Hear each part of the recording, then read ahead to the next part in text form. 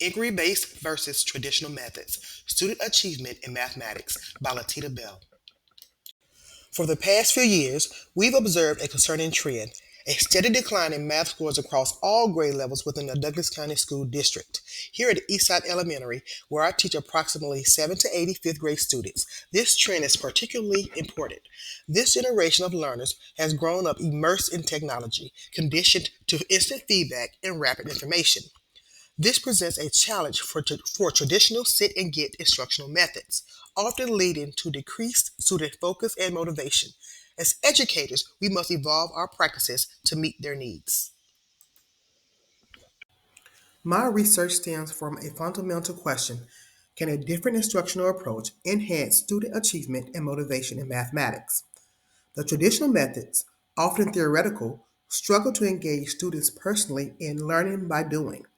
Fortunately, extensive research provides a pathway forward. Studies by Satchwell in 2002 and Delatova in 2016 strongly suggest that students learn far more effectively when they are encouraged to explore and discover the world around them. This is the core of the inquiry-based learning model. Inquiry-based learning, or IBL, actively engages students through hands-on activities, forcing them to think critically, formulate questions, and investigate widely. It facilitates increased participation and encourages students to practice what they've learned in a simulated environment. My hypothesis for this study is clear.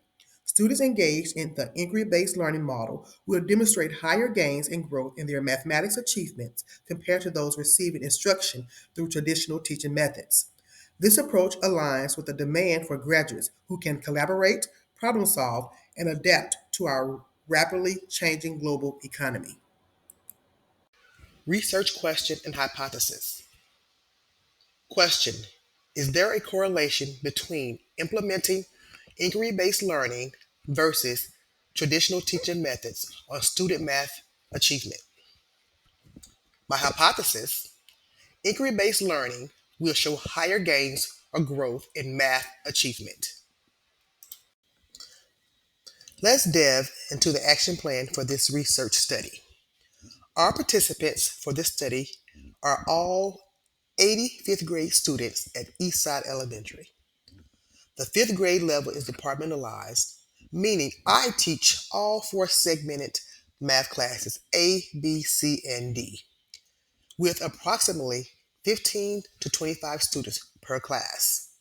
This constitutes a purposive, non random sample, chosen because it allows for the collection of data from the entire population of fifth grade math students, minimizing bias in group selection. Our student demographics are approximately 60% Black, 30% Hispanic, 5% white, and 5% other.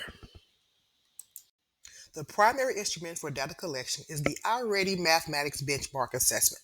This adaptive computer based test is administered every 6 to 8 weeks and covers all key pillars of mathematics: number and operations, algebra and algebraic thinking, measurement and data, and geometry.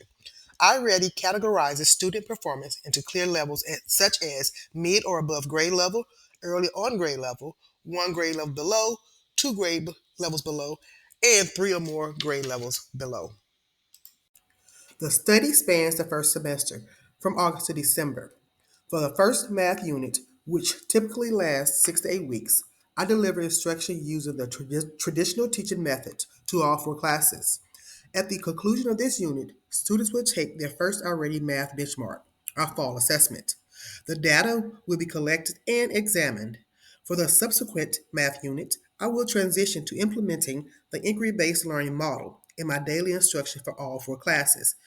After another 6 to 8 weeks, students would take their second already benchmark, our winter assessment. This data will be collected, analyzed, and compared to the first benchmark to determine any correlation between the teaching methods and student achievement. My independent variables are the instruction methods, traditional teaching versus inquiry-based learning.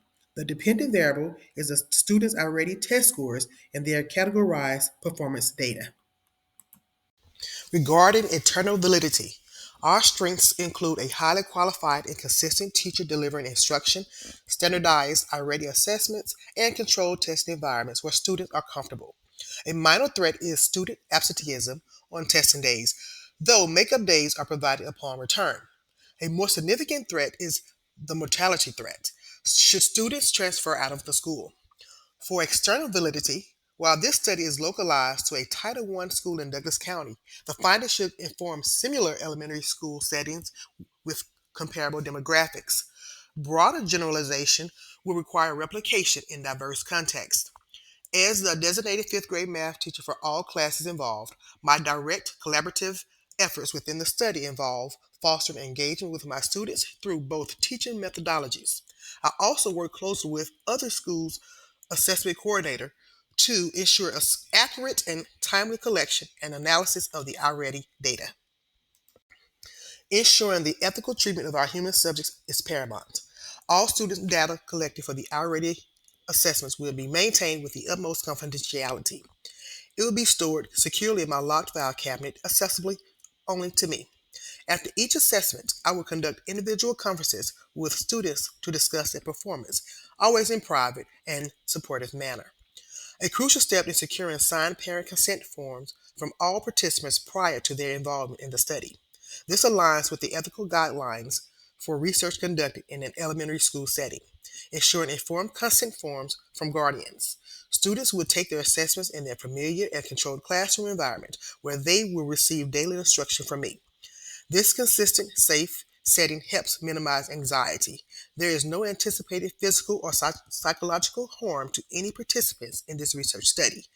The intervention is purely instructional, designed to enhance learning. While this presentation presents the plan for the study based on existing literature and my hypothesis, I anticipate specific results. This research predicts that students engaged in the inquiry-based learning model will demonstrate significantly higher gains in growth in their mathematic achievements compared to those engaged in traditional teaching methods. To illustrate this, let's consider the already data categories. After implementing the traditional teaching method, we'd establish our baseline. What will we expect to see after the inquiry based learning unit is a clear shift in student performance. We will look for a higher percentage of students moving into the mid or above grade level and early on grade level categories. Conversely, we would anticipate a decrease in the percentage of students performing at 1, 2, or 3 or more grade levels below.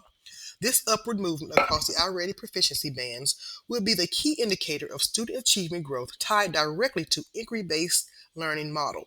This growth isn't just about test scores, it's about students developing a deeper awareness of their learning identities, valuing different perspectives, and acquiring the critical attributes for the 21st century success. Reflecting on this action plan, there are a few changes I would consider for future iterations or a larger scale implementation. One primary limitation identified was student absenteeism during testing. To mitigate this, I would explore dedicated, structured makeup sessions within the student's regular classroom environment. This would ensure all students test in a comfortable setting, rather than being pulled out to an unfamiliar location, which can negatively impact performance. Additionally, exploring specific interventions for students consistently absent could be crucial.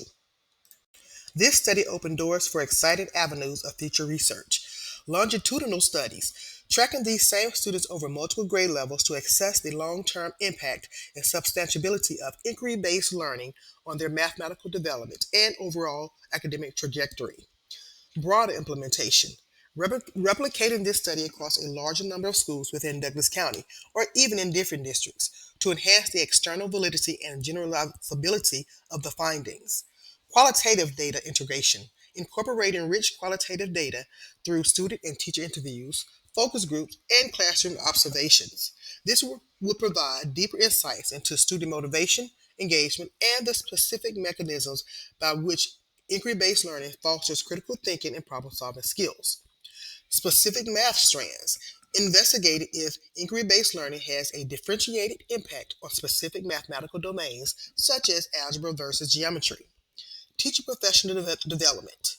Researching the most effective professional development models for equipping educators to confidentially and consistently implement inquiry based learning in their classrooms. In conclusion, The continued decline in math achievement calls for innovative solutions. This research aims to provide evidence that by embracing student centered, inquiry based approaches, we can not only improve math scores, but also cultivate the critical thinkers of our future demands. Thank you for your time.